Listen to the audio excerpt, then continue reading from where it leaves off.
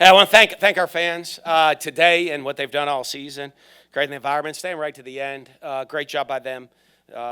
Coming out on senior day to thank these seniors, and third straight home game, and they still they still did a good job.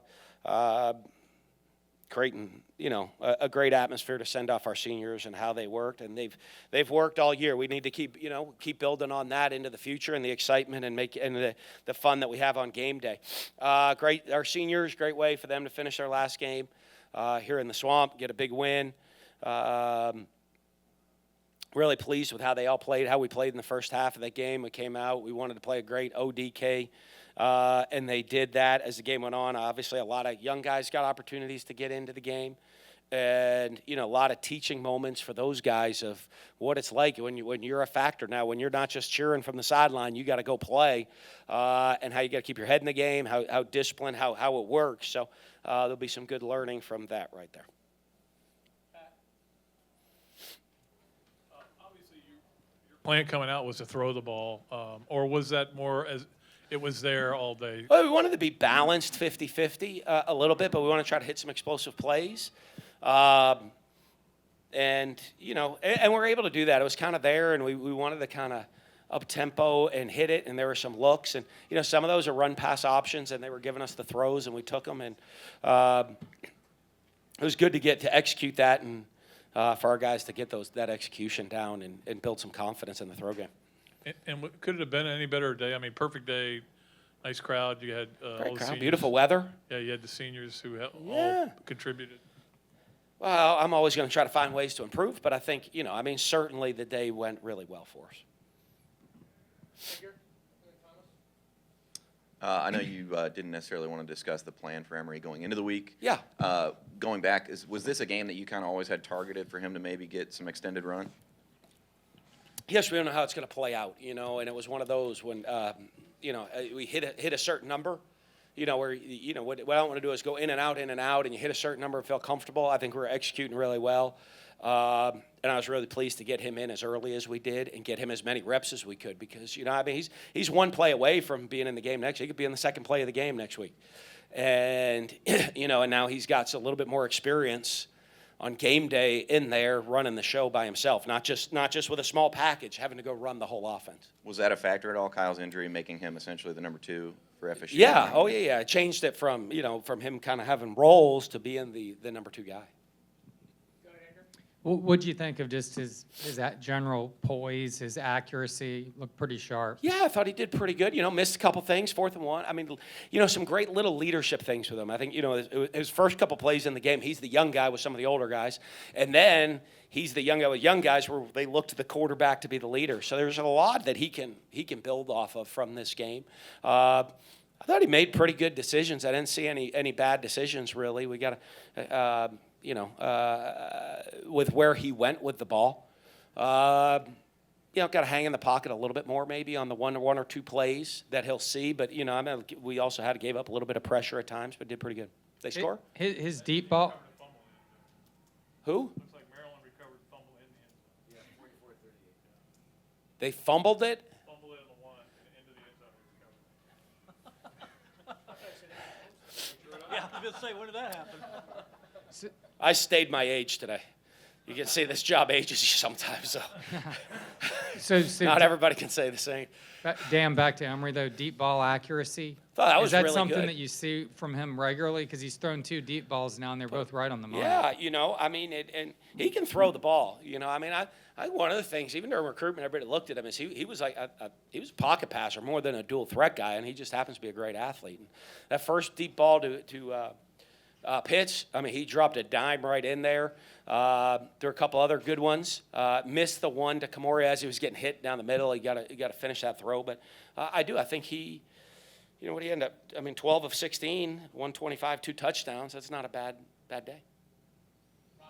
Dan, how much has he improved over the course of the year in practice to get to this point? Well, I think a bunch. And, over the last couple of weeks, obviously, when you're the 2 now and you're getting even more reps of practice, I think has helped him. And but he's a guy I think that's been very confident the whole season. And with the new rule, with the ability to get on the field and play a little bit here and there and not have to burn years, it's perfect for someone like him who, got experience, but now is the backup, and but he's got his experience to be the backup without potentially burning his redshirt year. So he's got one more game to play in, and possibly, and we'll see. Obviously, you never know how things are going to play out, and for the rest of the year for him. And Copeland getting a chance to play, what did you see in him today? Yeah, we gave him the ball a couple times, see what he could do. I know his first play was covering a kickoff, and he got lit up, and I love that. Welcome to college football a little bit right there. But, I thought he did a good job. And again, now the young guys that got on the field now are going to get to go learn and say, oh, okay, boy, it's not quite as simple as I thought it was, and how I got to execute and how I run routes and what I need to do to be to become an every down player and live up to what we expect.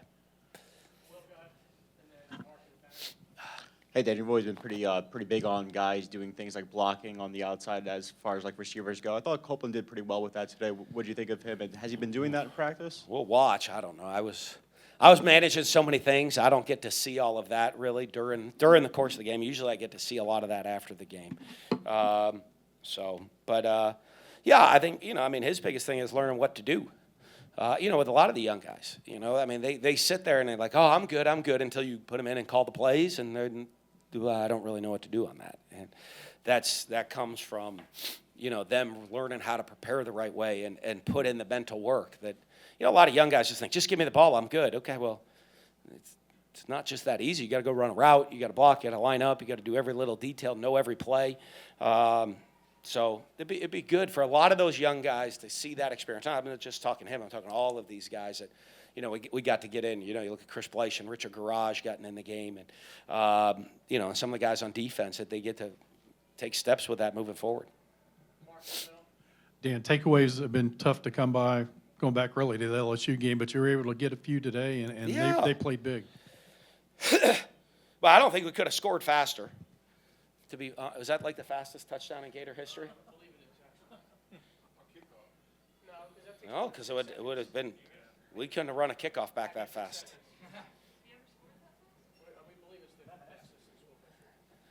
I'm guessing that's the fastest that we've scored. I can't tell you that, but it's y'all. Hey, right there, get to work. Get to work. A game like that couldn't start off better. We were, to get out, get a, for us to get an early lead. You're playing this team, and Idaho come out ready to play, but what they're looking for is a spark. They're looking for something to get them going, and for us to come out and start as fast as we did kind of kills that spark, and then it just gets into both teams execute and get an opportunity, to come play in front of a great stadium, in front of great fans, and play a lot of guys and get some great experience. A couple guys. Jordan Scarlett didn't play much today. Yeah. Was that just getting a little rust? Once we're rolling guys through, and once we got to a certain number, we weren't going to put, we were going to pull a lot of our starters. So, I even asked that at halftime. I'm like, we weren't, not like I was going to play him, but I don't, did he have, I don't know if he had a carry. No carries. He had a catch? A catch, and then he pitched the one. He did to what? Hammond. There we go. So, I was like, I didn't even think of that at halftime, but it wasn't like we were going to put him in the second half. And then just Kyle. So he should be fresh next week. Yeah. So Kyle Pitts, just what kind of upside does he have? Well, huge. You look at him as a tight end that we brought in here, and we play him flexed out an awful lot right now.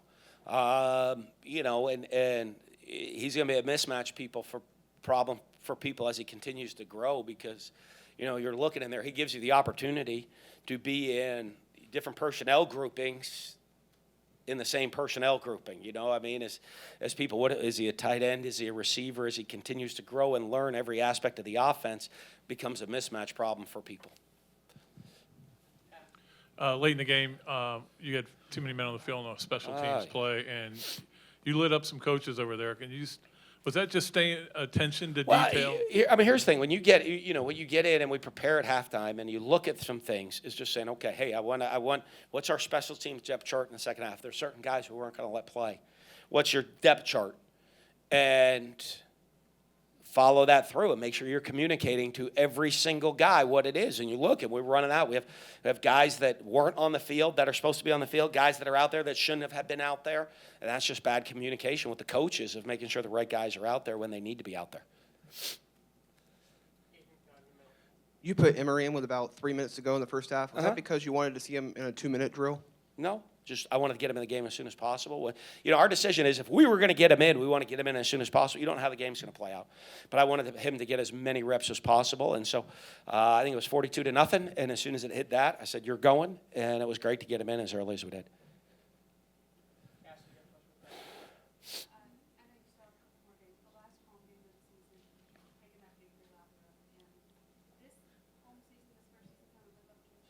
Yeah, it went fast. Obviously, I mean, there's some things we missed. To be a championship team, I always feel, you really need to go undefeated at home in this league. I mean, it's hard. If you look at most of the teams that go on to win the SEC championship are undefeated at home because you have that home field advantage. And we didn't do that, but that's something we can build off of going into next year. Right now we're 8-3. Is that right? And we're in a great position. Big rivalry game this week. And in a great position to finish off the season strong and put ourselves in position to get a great bowl game.